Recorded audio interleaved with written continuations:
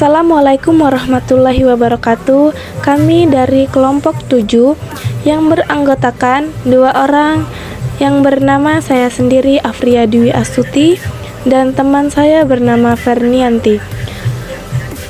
Kami ingin menjelaskan tentang isi dari makalah kami yang berjudul Kutipan dan Sistem Rujukan. Kutipan merupakan bagian dari pernyataan, pendapat, rumusan, buah pikiran, definisi, atau hasil penelitian dari penulis lain atau penulis sendiri yang telah berdokumentasi. Tujuannya sebagai pengkokohan argumentasi dalam sebuah karangan.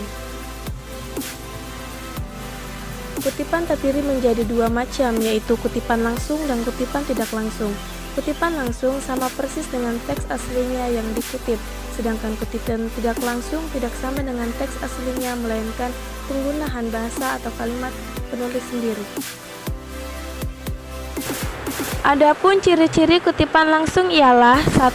Tidak boleh melakukan perubahan apapun terhadap teks atau bagian teks yang kita kutip. 2. Tanda 3 titik berspasi digunakan apabila ada bagian kutipan yang dihilang.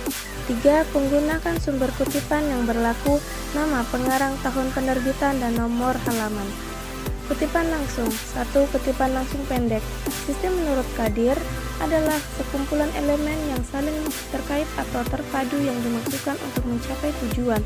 2. Kutipan langsung berpanjang. Definisi sistem informasi menurut Lajumuddin adalah sebagai berikut. Sistem informasi adalah suatu sistem yang dibuat oleh manusia yang terdiri dari komponen-komponen dalam organisasi untuk mencapai suatu tujuan, yaitu menyajikan informasi atau kumpulan produser yang pada saat dilaksanakan akan memberikan informasi bagi pengambil keputusan dan atau untuk mengendalikan organisasi. Kutipan 1. Kutipan langsung sama persis dengan teks aslinya yang dikutip. 2. Kutipan tidak langsung tidak sama dengan teks aslinya, melainkan menggunakan bahasa atau kalimat penulis sendiri. Ciri-ciri kutipan tidak langsung ialah 1. Diperkenankan untuk menggunakan kata-kata kita sendiri tetapi tidak mengubah makna pada teks aslinya. 2. Diintegrasikan dengan teks. 3. Tidak diapit oleh tanda kutip. Dan 4. Menggunakan sumber kutipan yang berlaku, nama pengarang, tahun penerbitan, dan nomor halamannya. Itu tadi materi tentang penjelasan kutipan yang telah dijelaskan oleh teman saya, dan saya akan melanjutkan menjelaskan materi tentang sistem rujukan. Sistem rujukan dalam konteks penulisan karya ilmiah yaitu sebuah sistem yang digunakan sebagai referensi atau sumber dari seorang penulis untuk menyatakan sesuatu dalam karya tulisannya. Dalam penulisan karya ilmiah dikenal ada 2 sistem rujukan yang sering digunakan. Pertama, yaitu catatan kaki, catatan yang diletakkan di bagian bawah halaman. Kedua, catatan belakang, catatan yang diletakkan di akhir bab dalam sebuah buku atau bagian akhir sebuah tulisan dalam sebuah makalah. Pertama, catatan kaki. Jika dalam sistem catatan terjadi perujukan lanjutan yang merujuk pada sumber yang sama, digunakan singkatan yang berasal dari bahasa Latin untuk merujuk sumber pertama. Singkatan itu ialah 1. Ibid, berasal dari kata ibidem, artinya pada tempat yang sama. Istilah ini digunakan untuk rujukan apa saja yang digunakan berturut-turut tanpa diselah oleh sumber lain. 2. Objek, berasal dari kata operasi tato, artinya pada karya yang telah dikutip.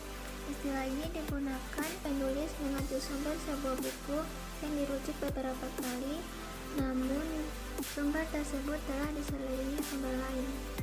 3. Locit, berasal dari kata locitato, artinya pada tempat yang telah dikutip. Istilah ini mengacu perujukan pertama yang berasal dari artikel, majalah, atau surat kabar, namun diselingi oleh sumber lain.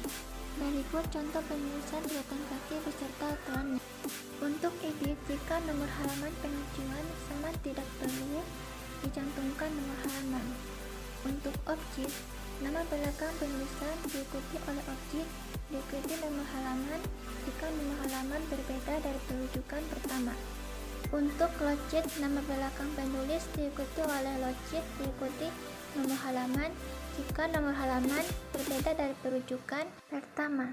Selanjutnya, catatan belakang merupakan semua sumber yang menjadi rujukan seorang penulis dalam kegiatannya menulis sebuah karya ilmiah. Ada berbagai variasi dalam penulis daftar pustaka, misalnya format MLA atau The Modern Language Association dan format APA American Psychological Association. Namun, walau formatnya berbeda, unsur-unsur yang harus ada dalam sebuah daftar pustaka pada dasarnya sama. Unsur-unsurnya adalah sebagai berikut. 1. Nama penulis diawali dengan penulis nama keluarga. 2. Tahun terbitan sumber yang bersangkutan. 3. Judul sumber yang dipakai sebagai referensi. 4. Data publikasi, yaitu nama tempat terbit dan nama penerbit. Ini merupakan contoh dari daftar pustaka format MLA dan APA.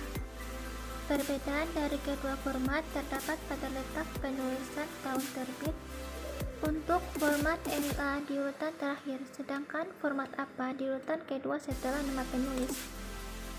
Jika nama penulis lebih dari satu orang, maka aturan penulisannya adalah sebagai berikut. Untuk dua penulis, nama penulis pertama dibalik diikuti nama penulis kedua dan tidak perlu dibalik.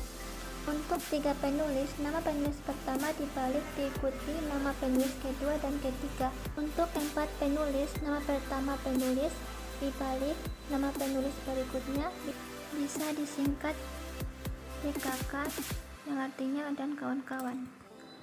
Demikian pemaparan materi yang bisa saya sampaikan.